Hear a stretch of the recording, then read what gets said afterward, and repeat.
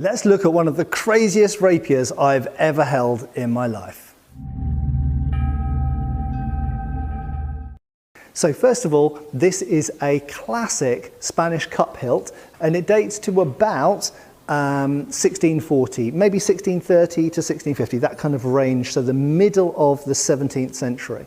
And this style of Spanish cup hilt is relatively late in the history of rapiers. So we've spoken about cup hilts in the past.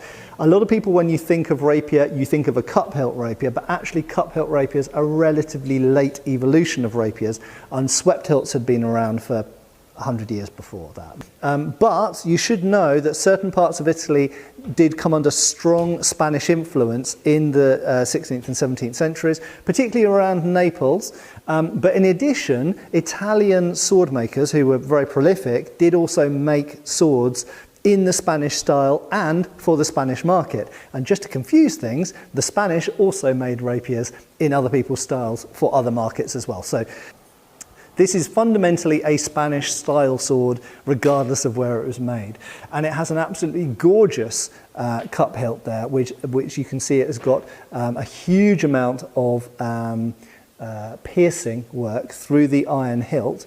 And very long straight quillons, as they usually do of this type. The pommel there has engraving on it, on each facet of the pommel, probably a replacement grip.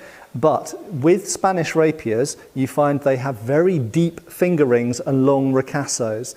That means that you have a very deep cup, which means that the front of the guard is very far away from your hand, which provides quite a lot of protection. So in fact, that means in Spanish rapier fencing, they move from having one finger over the guard to having two fingers over the guard. This achieves a number of things. It increases the strength of that leverage point over the guard. It also puts your hand deeper into the guard and therefore protects your hand more. So rather than having one finger over and having a lot of the hand showing here, by putting two fingers over, the hand disappears inside the cup and it provides a lot more protection.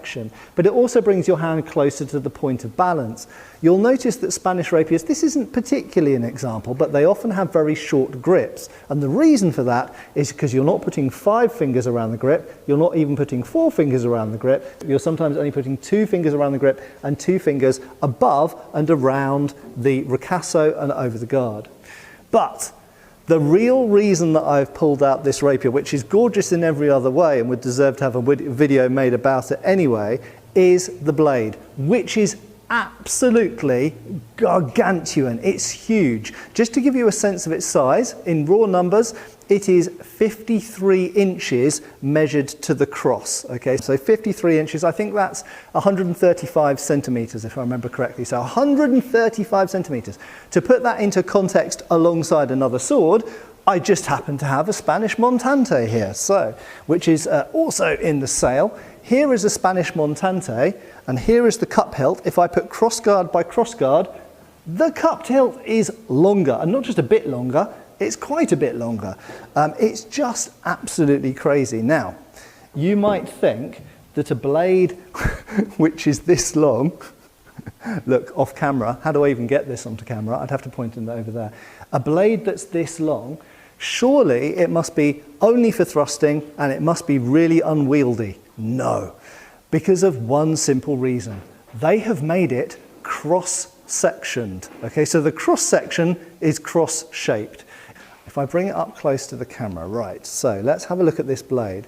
That blade literally has a midrib and is almost completely flat either side of that.